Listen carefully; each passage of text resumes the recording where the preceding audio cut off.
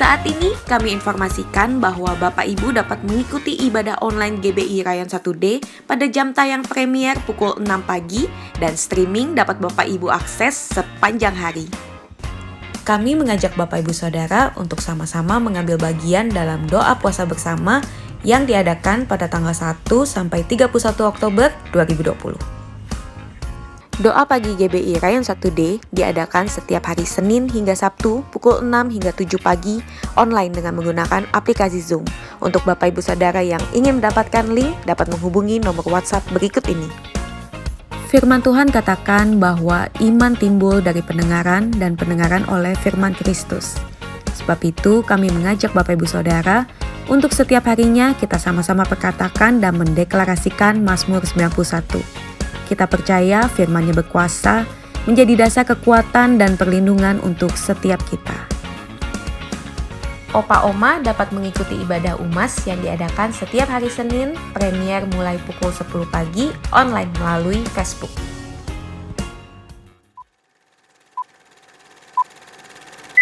Kita udah melayani kok dikasih penyakit yang sangat berat. Dokter bilang nih kayaknya ada yang sesuatu gitu di babynya, ada masalah. Saran semua dokter tuh rata-rata suruh Tourette, gugurkan gitu. Tuhan ingatkan, apakah kita mau menerima yang baik saja dari Tuhan sedangkan yang buruk tidak? Ini anak mujizat. Tuhan tak pernah janji langit selalu biru, tetapi Dia berjanji selalu menyertai. Tuhan tak pernah janji jalan selalu rata, tetapi Dia berjanji. Anak-anak muda, pastikan untuk mengikuti JCN Youth Online Service yang diadakan setiap hari Sabtu pukul 5 sore. Kami rindu untuk melayani jemaat yang membutuhkan dukungan doa secara khusus dapat menghubungi nomor berikut ini.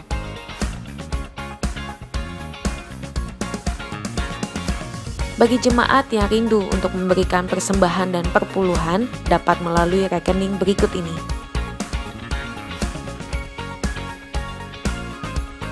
Dan untuk keseluruhan kegiatan di GBI Rayon 1D dapat Anda lihat melalui mobile apps GBI Rayon 1D. Berbagai macam aktivitas harus terus kita jalani, namun kesehatan kamu adalah yang terpenting. Yuk kita budayakan hidup bersih dan sehat dengan cara jaga kebersihan tangan kamu. Selalu upayakan mencuci tangan kamu dengan sabun ataupun hand sanitizer. Dalam kondisi tangan yang belum bersih, hindari menyentuh area wajah kamu, khususnya mata, hidung, dan mulut. Kemanapun kamu pergi, jangan lupa untuk selalu menggunakan masker. Selalu terapkan etika batuk dan bersin dengan cara menutup hidung dan mulut menggunakan lengan dalam baju kamu. Selalu menjaga jarak dengan orang lain minimal 1 meter untuk menghindari penyebaran virus. Kita semua hidup bersih dan sehat karena kamu penting. Deklarasi iman dalam lindungan Allah. Orang yang duduk dalam lindungan yang maha tinggi dan bermalam dalam naungan yang maha kuasa akan berkata kepada Tuhan, tempat perlindunganku dan kubu pertahananku, Allahku yang kupercayai. Sungguh Dialah yang akan melepaskan engkau dari jerat penangkap burung, dari penyakit sampar yang busuk.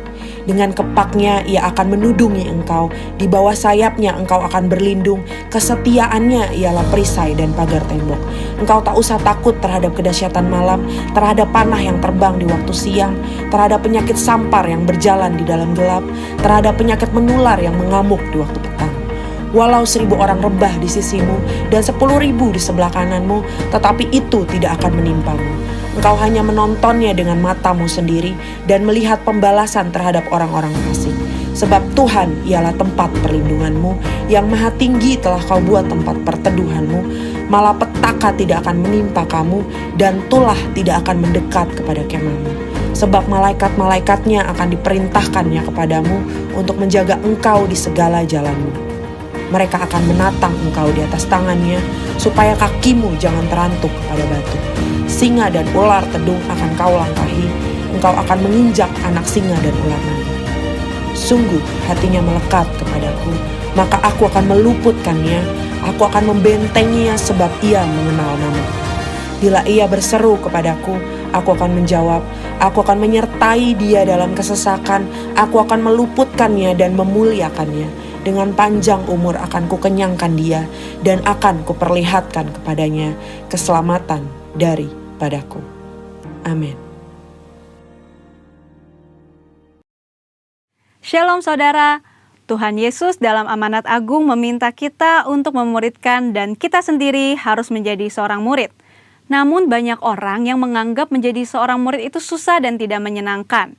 Padahal sesungguhnya hal itu justru sangat berguna bagi kehidupan kita. Oleh karena itu, edisi Voice of Pentecost kali ini kita akan membahas jati diri seorang murid. Dalam bahasa aslinya, murid berarti seseorang yang belajar. Dalam Alkitab, memuridkan adalah cara untuk memperluas kerajaan Allah. Inilah yang Tuhan Yesus lakukan selama pelayanannya di bumi ini. Ia mengajar dan melatih murid-muridnya untuk pada akhirnya diutus menjadi saksi. Dalam kitab para rasul, kita menemukan bahwa para rasul melakukan hal yang sama dengan apa yang Tuhan Yesus lakukan. Sehingga jumlah murid semakin bertambah di seluruh dunia sampai sekarang. Tentunya, hal ini tidak berarti semua orang percaya harus menjadi guru atau pengkhotbah. Namun sebagai murid, kita harus menjadi saksi melalui seluruh aspek kehidupan kita. Sebuah penelitian yang dilakukan oleh Russell McCann dan Marcia Webb pada tahun 2012 menunjukkan bahwa orang yang rajin membaca dan merenungkan firman Tuhan cenderung lebih setia kepada Yesus dan kuat dalam menghadapi tantangan. Hal ini sesuai dengan firman Tuhan yang berkata bahwa iman timbul dari pendengaran akan firman Tuhan. Itulah sebabnya kita harus lebih banyak membaca dan merenungkan firman Tuhan, agar pola pikir dan iman kita lebih kuat dalam menghadapi tantangan dan pergumulan hidup kita. Selain itu, kita juga dihadapkan dengan bahaya pengajaran sesat. Pengajaran sesat merupakan pola serangan iblis sejak di Taman Eden hingga akhir zaman. Karena iblis adalah bapa pendusta dan metodenya adalah dengan tipu muslihat. Untuk menghadapi tipu muslihat iblis adalah dengan pedang roh, yaitu firman Tuhan. Namun ada orang-orang Kristen yang tidak terlalu suka dengan pengajaran karena dianggap sebagai sesuatu yang rumit dan membosankan. Akibatnya, ada orang Kristen yang menganggap pengalaman rohani lebih penting daripada pengajaran. Mari kita renungkan ilustrasi ini. Mana yang Anda pilih? Melihat laut dari tepi pantai atau melalui sebuah peta? Berada di tepi pantai dan melihat laut secara langsung tentu memiliki kesan yang menyenangkan dibandingkan saat kita melihatnya melalui sebuah kertas yang terasa membosankan. Pengalaman rohani sama seperti melihat laut secara langsung dari tepi pantai, pasti lebih menyenangkan. Namun dengan menggunakan peta, kita dapat menyeberangi lautan dan peta dibuat berdasarkan pengalaman banyak orang.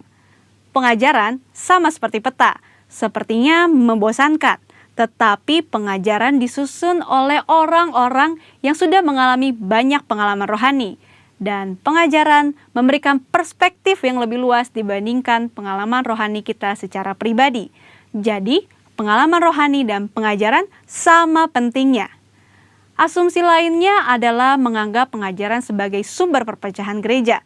Namun tidak semua perpecahan adalah sesuatu yang buruk, terutama ketika berhadapan dengan pengajaran yang bertentangan dengan Alkitab. Albert Mohler menggunakan istilah theological triage, yaitu metode untuk menentukan tingkat kekritisan sebuah pengajaran. Tingkat pertama, yang paling kritis, yaitu pengajaran dasar yang mempengaruhi keselamatan seseorang, yaitu pengajaran mengenai Alkitab adalah firman Tuhan, ketritunggalan Allah, ketuhanan Yesus, karya penebusan, keselamatan karena kasih karunia melalui iman hanya kepada Yesus Kristus. Pada tingkatan ini, maka perbedaan pengajaran sekecil apapun tidak dapat ditoleransi, sehingga penolakan dan perpecahan dapat diterima, bahkan mungkin harus terjadi dan tidak dapat dihindari. Tingkat kedua adalah pengajaran yang tidak mempengaruhi keselamatan, namun berpotensi memisahkan gereja. Contohnya, pengajaran mengenai kepastian keselamatan, metode baptisan air, serta baptisan dan karunia Roh Kudus.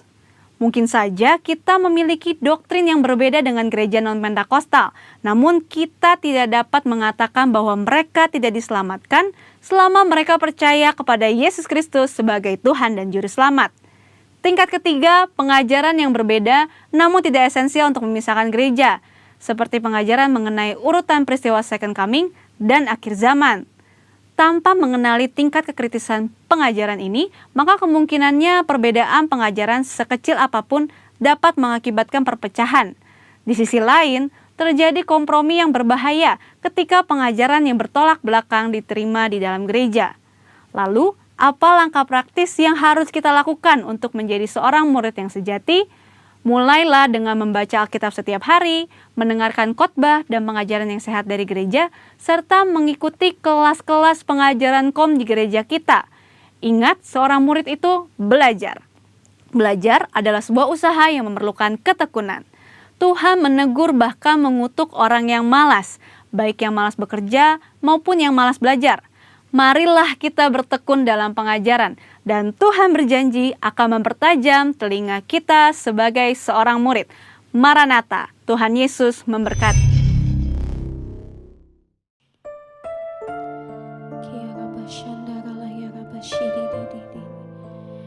Kami bersyukur Tuhan buat hari ini, kesempatan buat setiap kami boleh beribadah sama-sama bersama keluarga kami Tuhan.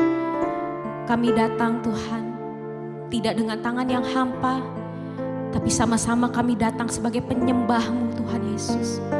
Kami bawa korban syukur di hadapan-Mu. Kami bawa penyembahan kami yang terbaik buat Engkau, Allah kami yang kudus. Satu-satunya Tuhan yang kami sembah di dalam roh dan kebenaran. Selamanya hati kami terpaut hanya pada Engkau ya Tuhan. We thank you Lord Jesus, we thank you Lord God.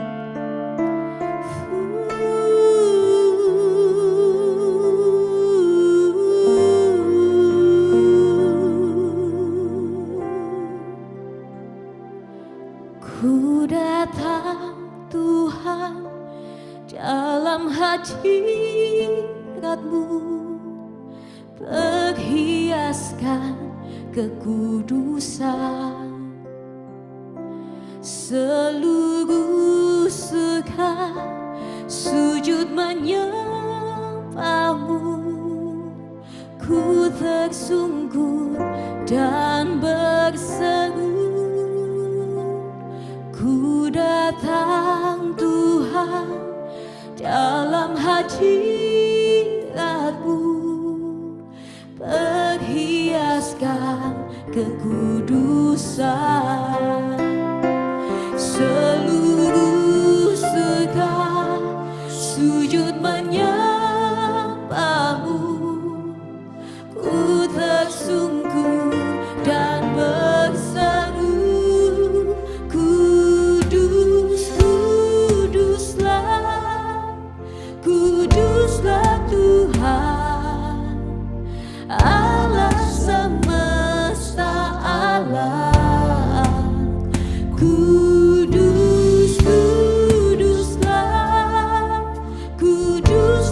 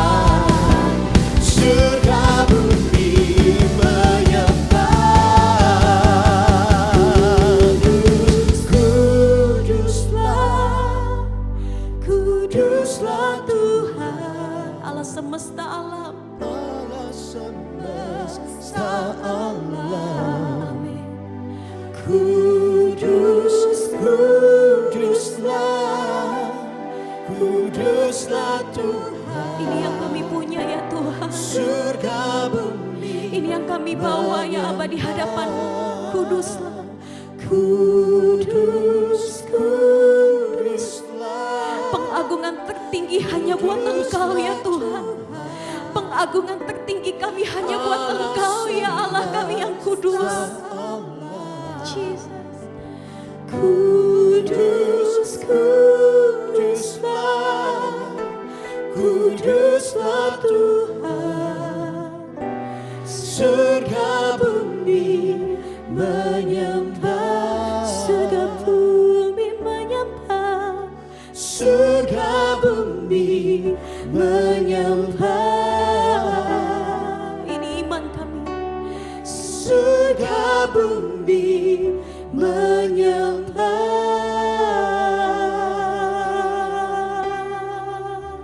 Menyembah satu nama, menyembah satu Allah, menyembah satu Tuhan, menyembah satu Raja.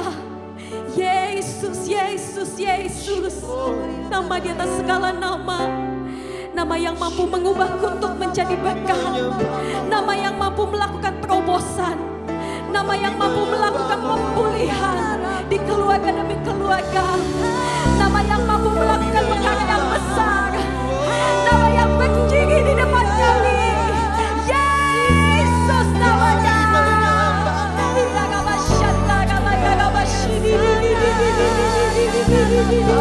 Angkat tanganmu tinggi ke bawah. Sembah Dia, sembah Dia, sembah Dia, anak kita yang kudus.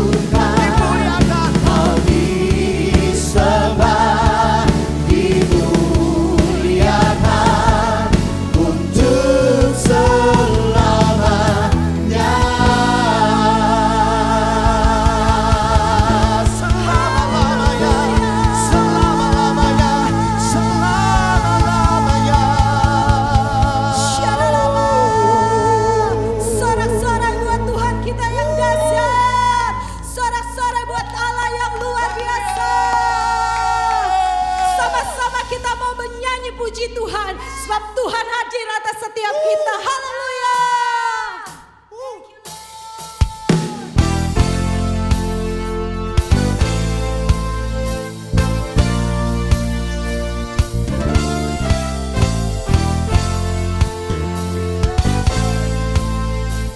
Mari Bapak Ibu Saudara, sama-sama kita nyanyi dan pujian ini bersama. Haleluya.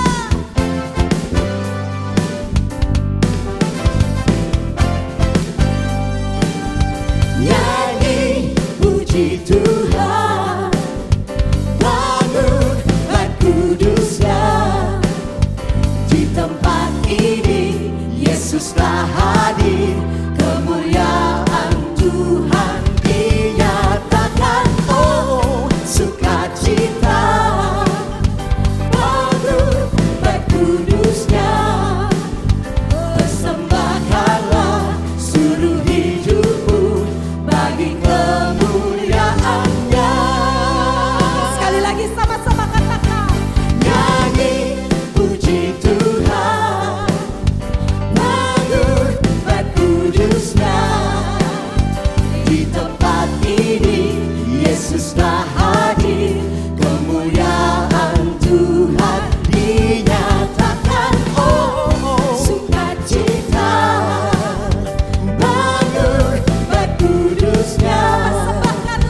Persembahkanlah seluruh hidupmu bagi kemuliaannya. Anugerahnya bagiku, kasihnya dicurahkan. Sambutlah dia, juru selamat. Bersoraklah, nyanyi puji Tuhan, bangun dan kudusnya. Di tempat ini Yesus telah hadir, kemuliaan Tuhan dinyatakan. Oh, sukacita, bangun dan kudusnya. Persembahkanlah seluruh hidupmu bagi kemuliaannya. Sekali lagi angkat tangan kita katakan. Anugerahnya bagiku, kasihnya dicurahkan. Sambutlah dia, juru selamat. Bersoraklah, sekarang nyanyikan kebesarannya. Dia kuat dan penuh kuasa. Bersorak-sorai karena kasihnya telah datang melawat kita. Nyanyi bagi dia, sekarang nyanyikan kebesarannya. Dia kuat dan penuh kuasa. Bersorak-sorai karena kasihnya telah datang melawat kita. Nyanyi bagi dia, sekarang nyanyikan kebesarannya. Dia kuat, bersorak-sorai karena kasihnya telah datang melawat kita. Nyanyi bagi dia, nyanyi bagi dia, nyanyi bagi dia. Sama-sama sekali lagi katakan, nyanyi bagi dia. Sorak-sorai buat Allah kita yang luar biasa. Setiap kami siap menerima firman-Mu ya Tuhan. Haleluya. Sama-sama katakan, amin. Puji Tuhan saudaraku. Ya, inilah saatnya untuk kita mendengar firman Tuhan. Firman yang menyembuhkan, firman yang membebaskan, firman yang memerdekakan dan memberkati kita semuanya.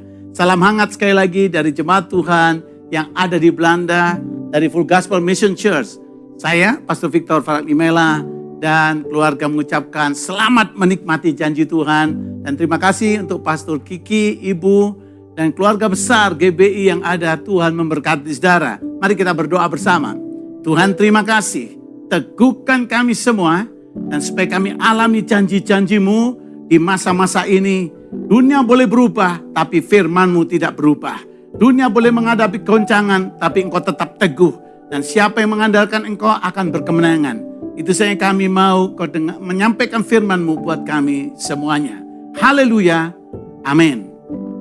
Saudara, kita mau belajar dari satu orang yang sangat kita perlu mengerti. Orang yang diberkati Tuhan, yaitu Obed-Edom. Mari kita lihat, ada rahasia besar di balik kehidupan Obed-Edom. Alkitab mengatakan bahwa hanya dalam kurun waktu 3 bulan. Ini luar biasa nih. Dalam kurun waktu 3 bulan saja, ya, rumah Obed-Edom diberkati. Dan yang luar biasa, saudaraku, berkat itu sampai terdengar di istana raja, yaitu Raja Daud. Sehingga Raja Daud berpikir bahwa dia harus ambil tabut itu. Kenapa? Sebelum di rumah Obed-Edom, tabut Allah itu pernah ada di rumah Abinadab selama 20 tahun. Itu tertulis dalam 1 Samuel pasal 7 ayat 1 sampai 2. Saya mau tunjukkan sama saudara 1 Samuel ya, pasal 7 ya, ayat 1 dan 2. Haleluya. Dikatakan, lalu orang-orang Kiryat Yarim datang, mereka mengangkat tabut Tuhan itu dan membawanya ke dalam rumah Abinadab yang di atas bukit. Dan Eliezer anaknya mereka kuduskan untuk menjaga tabut itu, tabut Tuhan itu. 2, sejak saat tabut itu tinggal di Kiryat Yarim, berlalulah waktu yang cukup lama, yaitu 20 tahun. Dan seluruh kaum Israel mengeluh kepada Tuhan. Saudara lihat, kalau nggak ada tabut Tuhan, hidup kita ini penuh dengan keluhan. Dan saya baca, saya cari, tidak ditulis rumah Abinadab diberkati. Aneh, apa bedanya? Nah, itu saatnya kita mau lihat bagaimana Obed-Edom bisa mengalami berkat yang luar biasa. Dan biar ini juga terjadi dalam hidup kita masing-masing. Ayo katakan pada sebelahmu, kiri kananmu, suami, istri, anak, katakan, kita bisa alami. Kita mau alami perkara yang luar biasa yang Tuhan beri. Baik dalam hidup Obed-Edom, terjadi dalam hidup kita. Mari kita lihat, yang pertama, kenapa Obed-Edom diberkati? Yaitu karena dia menghormati Allah. Dia menghormati Allah. Kenapa saya katakan itu? Kalau kita baca seluruhnya dalam 1 Tawarik, misalnya pasal 13, dan seterusnya sampai 16, di situ kita temukan bahwa Obed-Edom itu belajar dari Daud. Apa itu? Obed-Edom belajar dari Daud apa? Yaitu dia menghargai tabut Allah. Tabut Allah itu bicara kehadiran Tuhan. Jadi itu menjadi utama bagi Obed-Edom. Daud menyadari waktu zaman Saul mereka tidak ada tabut. Dan Saul tidak menghiraukan hal itu. Sehingga banyak kesedihan, keluhan yang terjadi. Daud sadar itu. Dan ini ditangkap oleh Obed-Edom. Betapa bangganya waktu tabut itu dalam 2 Samuel 6 akan dibawa oleh Daud, saudaraku. Yes. Saudara, tiba-tiba tergelincir dari bukit itu dan akhirnya tabut itu dititipkan di rumah Obed-Edom. Obed-Edom bersyukur sekali. Dia senang supaya tabut itu ada dalam rumahnya. Yes, haleluya. Karena Daud menghormati Tuhan begitu rupa, Obed-Edom belajar untuk takut akan Tuhan, menghormati Tuhan seperti Daud. Dan kalau saudara menghormati Tuhan sungguh-sungguh ya, saya mau katakan bersaudara, bukan lamanya engkau jadi Kristen yang membuat engkau diberkati, bukan. Tapi semakin kau meninggikan, menghormati Tuhan, menghargai Tuhan, menomorsatukan Tuhan, saudara akan lihat mujizat Allah seperti yang dialami oleh Obed-Edom. Yang kedua, saudaraku, yang saya baca, kenapa Obed-Edom begitu diberkati? Orangnya itu punya lapang hati, orangnya tidak gampang marah, orangnya gampang terbuka, saudaraku. Dan waktu Daud diberitahu dalam 2 Samuel 6 bahwa Allah sangat memberkati Obed-Edom hanya dalam waktu 3 bulan, maka saudaraku Daud berkata, kita ambil tabut itu. Dan waktu Daud memindahkan tabut itu dari rumah Obed-Edom, Obed-Edom tidak bilang begitu, loh itu kan sudah ditaruh tempat saya, ini pun hak saya mau berikan apa enggak, terserah saya, kalian tidak menghargai. Tidak, Obed-Edom menghargai pemimpinnya. Obed-Edom punya hati yang terbuka. Kalau ini yang terbaik, ya pemimpin itu mau ambil dan dibawa ke istana, ke Yerusalem, ya dia bilang oke, silahkan. Saudara, saya lihat juga ada banyak orang Kristen tidak diberkati karena orang itu tidak lapang hati. Hatinya tidak lebar, tidak gampang memaafkan, tidak gampang bisa menerima. Ayo pada hari ini katakan, aku mau belajar seperti Obed-Edom. Kalau pemimpinku berkata demikian, mungkin tidak cocok buat saya hormati dia. Karena dia tahu yang terbaik. Kalau firman Allah berkata demikian dan menegur saya terbuka. Izinkan Allah bekerja, maka engkau akan alami perkara yang luar biasa. Yang ketiga, saya lihat kenapa Obed-Edom alami berkat yang luar biasa. Yang ketiga, lapar dan haus akan firman Tuhan. Kita lihat sama-sama 1 Tawarik pasal yang ke-15 ayat yang ke-25.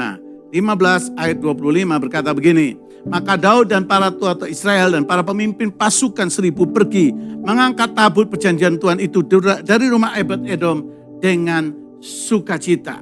Luar biasa. Saudara, waktu saya baca, oh ya, apa maksudnya? Terus saya baca terus. Enggak taunya waktu tabut itu dibawa sampai ke rumah Allah di Yerusalem. Saudara, Obed-Edom terus ikut. Terus ikut. Wow.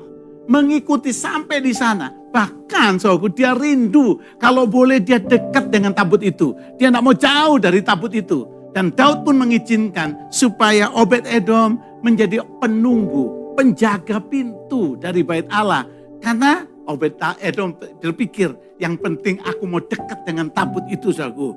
Dan Alkitab berkata dalam Matius 5 ayat 6, berbahagialah orang yang lapar dan haus akan kebenaran, maka mereka akan dipuaskan. Kalau saudara setiap hari berkata, Tuhan aku ingin ibadah. Saudara pas ibadah online aja saudara sudah siap-siap. Setengah jam sebelumnya saudara sudah bilang, aku duduk saya mau dengar firman Tuhan. Saudara rindu baca Alkitab. Saudara berkata, aku mau dengar firman Tuhan. Saudara kalau engkau lapar seperti itu. Lapar dan haus akan Tuhan. Akan firman-Nya. Engkau bukan hanya diberkati, engkau dipuaskan. Artinya apa yang kau rindukan terjadi. Apa yang kau alami, kau akan alami luberan. Kepenuhan. Dan itu janji Tuhan buat saudara juga. Nah, saya lihat selanjutnya, dari cerita ini saya menemukan bahwa yang keempat, kenapa Obed-Edom diberkati? Karena dia rendah hati. Obed-Edom sudah baca dalam 1 Tarik 16 ayat 5, 1 Tarik 16 ayat 5, dia dipercayakan untuk naikkan pujian. Lihat ketika kepala ialah Asaf dan sebagai orang kedua ialah Sakaria, lalu Yail, Semiramot, Yeziel, Matika, Eliab, Benaya, Obed-Edom, Daniel yang harus memainkan gambus dan kecapi, sedang Asaf harus memainkan ceracap. Dan kalau sudah baca terus aku, walaupun dia dapat tugasnya kecil, salah satunya juga dia hanya menjaga pintu, saudara dia tidak remehkan pelayanan itu. Ada banyak orang tidak mau belajar rendah hati, mungkin dimulai dengan gaji yang kecil, mungkin dengan tempat yang kecil, mungkin di tempat yang awal-awalnya di bawah. Jangan kecil hati. Yang melihat hidupmu bukan manusia, Tuhan. Dan kalau Tuhan berkenan padamu, berkenan kepada kita, dia akan promosi kita. Dan kalau Tuhan yang promosi, gak ada yang bisa menahan. Seperti Daud dipromosi Tuhan, akhirnya menjadi raja di Israel. Yes, haleluya. Ia melakukan hal yang kecil yang dipercayakan padanya dengan rendah hati. Ini luar biasa Obed-Edom. Dan Alkitab mengatakan bahwa siapa yang setia dengan perkara kecil, ia akan dipercayakan perkara besar. Matius 25 ayat 20 sampai 21. Dan juga ayat 27. Jadi setialah dalam perkara kecil. Engkau akan lihat perkara yang besar terjadi. Dan waktu saya baca terus aku, ini yang luar biasa. 4 perkara ini dia lakukan. Obed-Edom lakukan ini. Yaitu pertama dia hormati Tuhan. Yang kedua dia punya lapang hati. Yang ketiga dia lapar haus akan firman Tuhan. Yang keempat orangnya rendah hati. Dan apa akibatnya? Dia menurunkan berkat kepada anak-anaknya. Oh, saya mau katakan engkau akan membuat berkat bagi anak cucumu, regenerasi. Dan saya katakan kalau hamba-hamba Tuhan, pelayan-pelayan Tuhan memiliki 4 perkara ini, saudaraku, maka generasi Yeremia bangkit sungguh-sungguh. Ini yang luar biasa. Saya baca saja sebelum kita berdoa, 1 Tawarik 26. 1 Tawarik 26 berkata begini. Ayo kita lihat sama-sama ayat 6 ya dan 8. Nanti saya baca ayat-ayatnya dari pasal-pasal 1 Tawarik tadi 13, 14, 15, 16 dikatakan di sini bagi Semaya anak Obed Edom itu luar biasa. Anak Obed Edom itu lahir anak-anak mereka memegang pemerintahan di antara puak-puak mereka. Orang-orang anak-anak keturunan Obed Edom duduk di pemerintahan. Orang-orang yang duduk di apa? Misalnya DPR, di MPR. Ini luar biasa sekali. Terus dikatakan sebab mereka itu adalah pahlawan-pahlawan yang gagah perkasa. Dalam terjemahan Indonesia dibilang gagah perkasa saja. Tapi excellent maksudnya. Orang-orang hebat, saudaraku. Ini diteguhkan dengan ayat 8. Mereka sekalian adalah dari keturunan Obed Edom. Yakni mereka sendiri, anak-anak mereka dan saudara mereka. Masing-masing mereka orang yang gagah perkasa. Cakap untuk pekerjaan itu artinya apa? Bukan cakep, tapi capable. Orang-orang yang luar biasa, 62 orang jumlahnya dari Obed Edom. Sampai diulang beberapa kali. Kenapa? Dia punya 4 perkara tadi. Maka suatu keturunannya diberkati. Saya mau sampaikan berusaha hari ini. Bahwa engkau akan lihat keturunanmu. Haleluya. Mengalami perkara-perkara yang luar biasa. Kenapa? Karena engkau belajar seperti Obed Edom. Engkau mulai berkata, Tuhan, aku menghormati engkau. Kalau sudah memberikan persembahan, saudaraku, kau tidak melakukan kebiasaan, bukan. Kau lakukan sebagai hormat kepada Tuhan. Saya percaya waktu tabut Allah di rumah Obed Edom tidak melakukan sembarangan. Baca ayat itu, dia jaga betul-betul. Dia adakan penyembahan terus di situ, saudaraku. Saya mau bilang sama saudara, kalau engkau menghargai akan kehadiran Tuhan, kau hargai ibadahmu. Kalau engkau memberikan persembahan, perpuluhanmu kepada Tuhan dengan sepenuh hatimu, saudaraku. Oh, engkau seperti Obed Edom. Saudaraku, yang kedua, kau harus buka hati. Kau harus punya lapang hati. Kau terbuka untuk nasihat, terbuka untuk teguran. Mungkin ada sesuatu yang gak cocok dengan pemikiranmu, tapi pemimpinmu berkata, lakukan. Silakan lakukan, saudaraku. Kau akan lihat mujizat Tuhan, luar biasa. Selanjutnya, saudaraku, yang ketiga, kau harus lapar dan haus akan firman Tuhan. Lapar terus akan firman Tuhan. Akan lihat kemuliaan Tuhan yang luar biasa. Amin. Jadi kalau kau dengar firman Tuhan, jangan biasa-biasa, tapi katakan, aku mau alami ini firman. Aku mau Tuhan ini terjadi dalam hidup saya. Sehingga waktu ibadah online kau sudah siap. Aku rindu. Beberapa orang berkata pada saya rindu Pak, kalau bisa ibadah kembali di gereja, di gedung gereja. Iya, amin. Tapi aku lapar akan Tuhan, tidak hanya di gedung, tapi di mana saja. Dan nanti waktunya kita akan ibadah bersama di gedung gereja. Apalagi kalau sekarang kita sudah lakukan ibadah di gedung gereja, puji Tuhan. Sekarang waktunya, katakan aku lapar dan haus akan Tuhan. Aku tidak mau lupakan tempat ini. Aku mau datang beribadah, aku mau menyembah Tuhan. Dan selalu belajar untuk merendahkan hati. Mungkin cuma dipercaya perkara kecil, no problem. Ya, oke, digaji sedikit, tidak apa-apa, ucap syukur. Haleluya, ditaruh pelayanan yang gak terlalu dihormati orang, no problem. Kenapa? Karena ada mata Tuhan yang melihatnya. Dan kalau engkau lakukan dengan setia, berkat itu bukan hanya pada dirimu. Sampai keturunanmu, anak cucumu. Seperti anak-anak Obed Edom. Mari kita berdoa bersama. Ayo kita katakan sama Tuhan. Tuhan, aku mau. Dalam nama Yesus Kristus Tuhan. Engkau menjamah setiap orang yang mendengar firman Allah ini. Kalau engkau mendengar ini dan kau ingin mengalami kuncinya.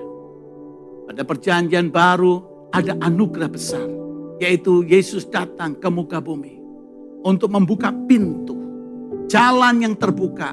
Terjadi dalam hidup orang percaya. Yohanes 14 ayat 6. Akulah jalan, kebenaran dan hidup. Tiada seorang sampai kepada Bapa kecuali melalui aku. Buka hatimu. Katakan Tuhan Yesus, aku mau menerima anugerah-Mu. Supaya jalan kemuliaan. Jalan untuk menikmati anugerah Allah yang besar turun atas hidup saya. Karena apa? Karena Yesus mati untuk menebus dosamu, saudaraku. Untuk membebaskan engkau dari cengkraman iblis. Terima dia, maka engkau akan alami kemerdekaan. Dan kalau engkau mau, katakan Tuhan, aku mau, Tuhan, aku rindu. Dan selanjutnya, sudah mulai berkata, aku mau belajar seperti Obed Edom. Anak-anak Tuhan dimanapun, hormati Allahmu. Katakan Tuhan, aku mau hormati engkau. Aku mau hormati ibadah hari Minggu. Aku mau hormati semua ibadah. Aku hormati semua pelayananku. Bukan sekedar main-main. Dan biar aku punya lapang hati, supaya aku bisa dinasehati. Dan Tuhan berikan aku terus lapar akan haus firman-Mu. Terus Tuhan kami mau di sana. Dan biar kami mau belajar rendah hati. Kami mau tinggalkan keakuan, kesombongan, merasa diri hebat, merasa harus ditinggikan, harus dihargai. Kami mau tinggalkan. Engkau rela mati di kayu salib, Kau tinggalkan kemegahan semuanya itu. Dan akhirnya Bapak memberikan nama di atas segala nama. Biar kami semua yang merendahkan hati mengalami janji-Mu. Haleluya. Katakan dalam nama Yesus. Sekali lagi. Dalam nama Yesus. Terima kasih Tuhan. Katakan terima kasih Tuhan. Kami mau alami janji-Mu. Dan buatlah Tuhan orang-orang yang mendengar firman ini seperti Obed-Edom. Dan mengalami berkat Tuhan. Terimalah berkat ini. Mujizat terjadi dalam rumah tanggamu. Mujizat terjadi dalam bisnismu. Mujizat terjadi dalam kesehatanmu. Dalam nama Tuhan Yesus. Ayo percayalah. Kau akan lihat kemuliaan Tuhan. Maka kau akan mengalami hal-hal yang luar biasa untuk bercerita pada banyak orang. Ada Tuhan yang peduli pada hidup kita semuanya. Terima kasih Tuhan Yesus. Berkati mereka-mereka supaya mereka boleh memiliki keturunan yang hebat. Kalau dulu mereka pikir bagaimana dengan masa depan anak-anak. Biarlah mereka yakin sekarang bahwa Engkau sanggup mengubah segalanya menjadi indah pada waktunya. Terima kasih Tuhan Yesus. Hamba sudah sampaikan firman-Mu, teguhkan umat-Mu. Haleluya. Amin. Sekali lagi, Tuhan memberkati saudara dan terima kasih untuk Pak Kiki ya, dan semua pengurus gereja yang ada. Tuhan memberkati. Shalom, jemaat yang dikasihi Tuhan. Saya berharap saudara dalam keadaan baik dan sehat. Tanpa terasa kita sudah masuk di bulan Oktober tahun 2020. Dan saya melihat pemeliharaan Tuhan yang sempurna ada buat saudara dan saya. Masa-masa ini kita mungkin mengalami pergumulan, tantangan dalam pekerjaan, dalam usaha, maupun dalam keuangan. Tapi saya yakin dan percaya berkat Tuhan, penyertaan Tuhan, perlindungan Tuhan, dan kesehatan yang Tuhan berikan itu terus ada buat kita semua. Pada kesempatan ini saya akan menginformasikan suatu program baru yang dimulai pada minggu ini, di mana dalam program ini kami bisa mendoakan setiap permohonan doa saudara. Dan saudara juga bisa mendengarkan kesaksian-kesaksian yang saudara dapatkan dari Tuhan, dan itu saya yakin dapat memberkati kita semua. Program ini dinamakan Prayer Request dan Praise Report. Saudara dapat mengisi permohonan doa saudara melalui scan QR Code yang muncul di layar televisi saudara. Atau saudara juga bisa ketik link URL pada browser laptop atau smartphone saudara. Saya percaya kita bersama-sama akan melewati musim ini. Kuatkan dan teguhkan hatimu, tetap bersyukur kepada Tuhan, dan kita akan melihat tahun ini penyertaan Tuhan, pemeliharaan Tuhan akan bersama-sama dengan kita. Maju terus dalam Tuhan, doa saya bersama saudara. Sebelum kita mengakhiri ibadah minggu ini dan menerima berkat dari Tuhan, mari kita sama-sama membaca arti dari Pentakosta yang ketiga. Pentakosta yang ketiga. 1. Pentakosta ketiga adalah pencurahan Roh Kudus yang dahsyat di zaman now melebihi yang terjadi di Azusa Street. Kedua, Pentakosta ketiga akan mengakibatkan penuaian jiwa yang terbesar dan yang terakhir sebelum Yesus datang untuk kali yang kedua. 3. Pentakosta ketiga akan membangkitkan generasi Yeremia, yaitu anak-anak muda yang dipenuhi Roh Kudus, cinta mati-matian kepada Tuhan dan tidak kompromi terhadap dosa dan akan bergerak untuk memenangkan jiwa.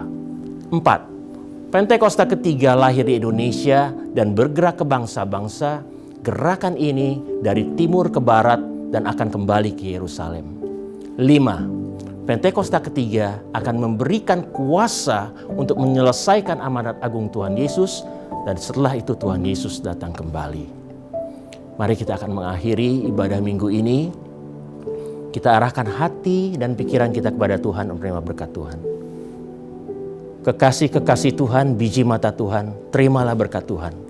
Damai sejahtera, sukacita, kemenangan, mujizat yang kreatif, berkat yang berlimpah-limpah dari Allah Bapa di surga melalui anak yang tunggal Tuhan kita Yesus Kristus, penghiburan penyertaan yang manis dari Roh Kudus menyertai saudara sekalian mulai saat ini sampai Tuhan Yesus datang kali kedua di awan-awan yang permai, bahkan sampai selama-lamanya. Mari kita yang percaya dan diberkati sama-sama katakan amin. Maju terus dalam Tuhan. Doa saya bersama saudara. Haleluya. Anugerahnya